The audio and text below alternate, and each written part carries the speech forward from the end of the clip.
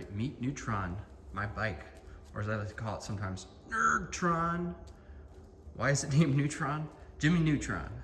I grew up during that era when Jimmy Neutron was on Nickelodeon all the time. I watched a lot of that show. And so that is my bike, Mr. Nerdtron. And I can already see, since I've been riding it out, some of the undercoat has come off, but that'll be a touch-up job, no big deal. So let's talk about some things. So first of all, how long have I had the bike? I've had it since 2019, bought it on Amazon. Kind of wish I'd gone a different route now that I look back. I could have picked one up here locally, probably at a Tractor Supply or somewhere. I'm sure there would have been one back then, but anyways, it took forever to ship, probably about a month solid, maybe, I don't remember entirely. So here we go, we'll do a little walk around. If I can fit back here, it's a little bit of a tight squeeze. No, I got sissy bar there, cargo rack. So how fast does it go? Well, it goes over 40. I haven't done a top speed run with this engine in particular because I about shit my pants every time I do one. It is definitely a little bit freaky. I mean, it's pretty stable on smooth roads, but the problem is the wind kind of knocks you around going above 40. Even if it's just a light windy day or even no wind at all, it's pretty sketch. So I've gotten up at about 42 on one of my more recent runs. I know it can go quicker, especially if I just do a slight tune, maybe get a smaller back sprocket here. I think this is a 50 tooth. If I got like a 42 tooth and just stuck with the 10 back there in the torque converter, I bet you could get it to go 50 or around there.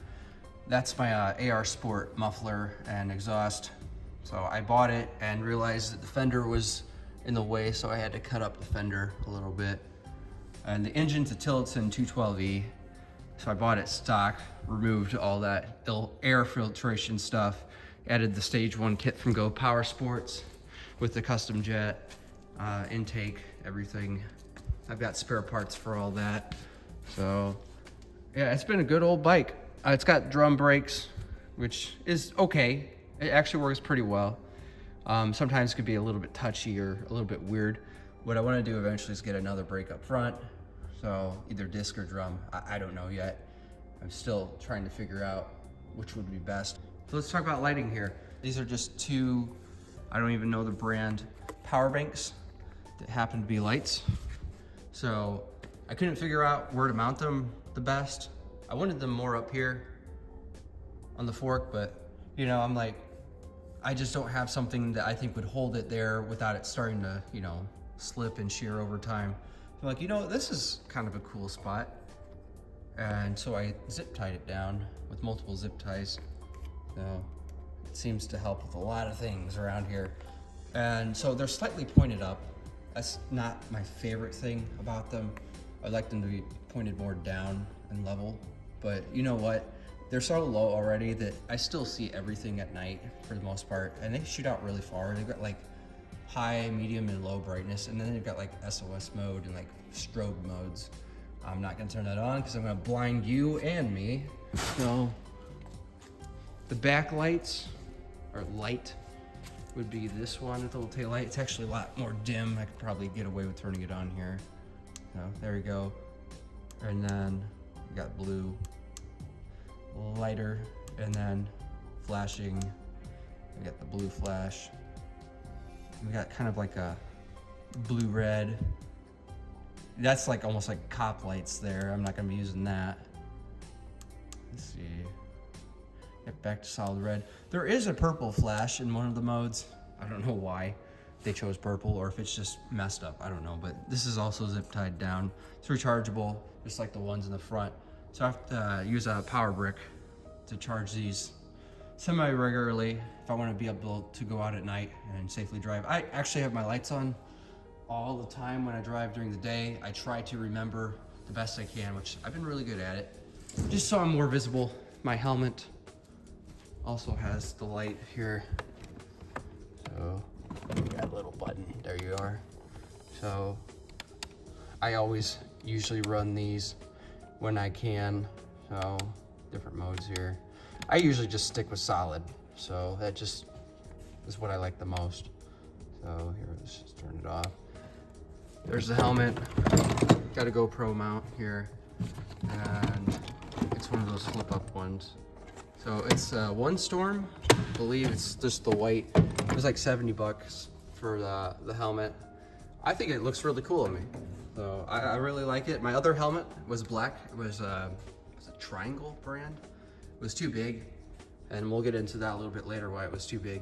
All right, so this is a Cyplus biking computer here.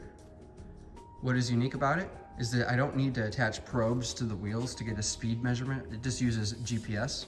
So it's a little bit slower because of GPS. It has to connect to a satellite way up there in the heavens. But it's really, really good. It's not 100% accurate, but I'd say it's 99%, 99.5. It's really close to being on the money. It's got altimeter, it's got a timer, it's got a distance tracker. It's got everything you could need, all the basics. And what I do is I just simply put it right here and then just turn it. Well, I didn't mount it right because it's kind of hard to get a grip on it. Yep, got to put that down, a little battery charging port cover. So let's put that down, let's try again. One-handed is not so easy, folks. So here we go. There we go, it felt like it went in. Yep, that's solid.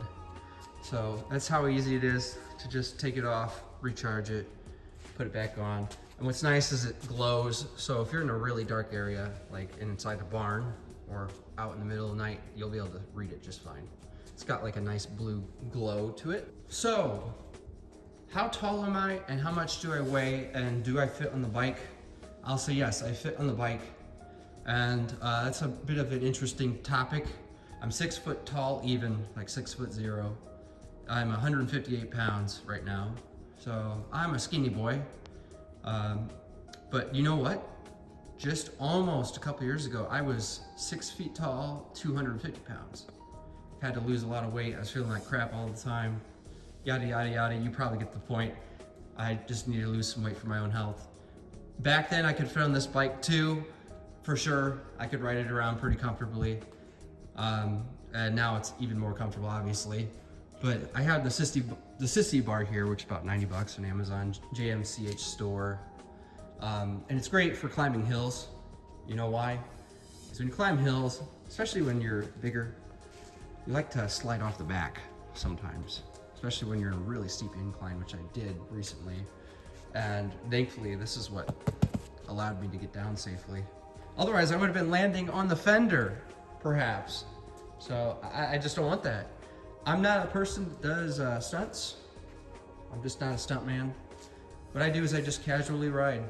I literally just go at my own pace, have fun, obey the laws. Yeah, I know this thing's definitely not street legal, but we have an ordinance here where we're allowed to ride off-road vehicles on county roads as long as it's not in the city limits. If it's in the county, it don't matter. I mean, they really would like you to be registered. This is not registered, cough, cough, you know. But I passed cops literally driving out and about. You know, they don't give two shits out here. So as long as you're not being a fool and a dumb you'll be fine. And, you know, wear a helmet. Absolutely wear a helmet all the time, folks. I've crashed out. It doesn't feel good. So helmets save lives. But yeah, I always have lights on, helmet. Follow the speed limit, especially in neighborhoods. Try to go no more than 15 to 20 on one of these in the neighborhood, if you can. All right, let's talk about some things. A little bit more of a personal story here. I nearly sold this bike fairly recently. I was just on the verge of, you know, just wanting to sell it for some money. And ultimately, it didn't happen. I just thought I should just wait and hold it out. I wasn't 100%, but I was almost 100%, like I was gonna sell this. I'm so glad I didn't. I would have deeply regretted it. Like, right now, I would have definitely been missing this bike huge. What does this bike help with? Therapy. It's literally so relaxing to ride around. You know, it's fun, it's relaxing, it helps de-stress, declutter the mind, helps to give you clearer vision, makes you happier. So this is my little therapy bike. So it just helps me to be a happy boy.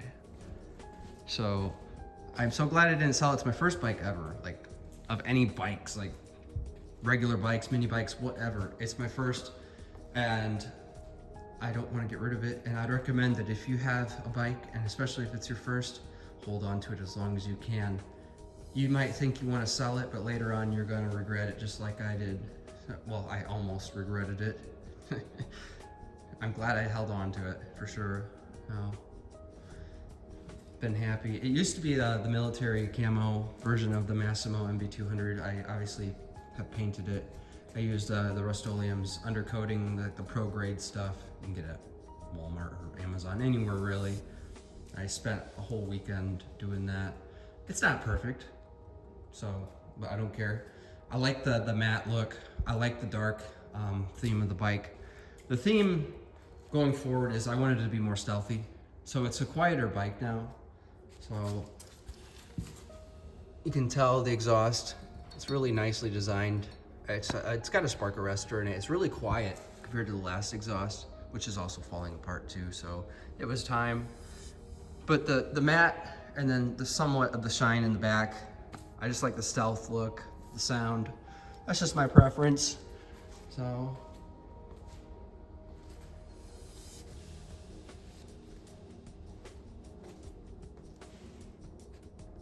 All right, what's in here in the storage container?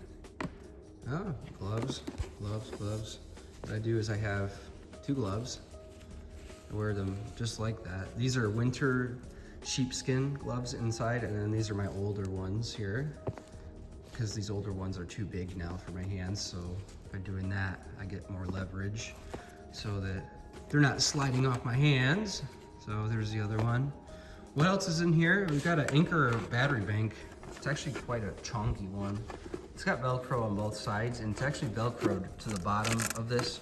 So if I try to move it, there we go. It's not perfect, but you know, that's basically an emergency battery bank, but it's also used for charging devices if I need to. So it's basically ready to go. And I like just being a little bit prepared. What I would like to do is maybe get some basic tools in here. The problem is space is constrained. These wires are basically for whatever I need them for if I'm out. So I'm not sure if it's gonna be like this long term with all these wires and stuff, but for now, I thought it'd be kind of cool, you know. The inside's also painted, that undercoat stuff. This is always kind of a, come on. Yeah, the bike's a little dirty.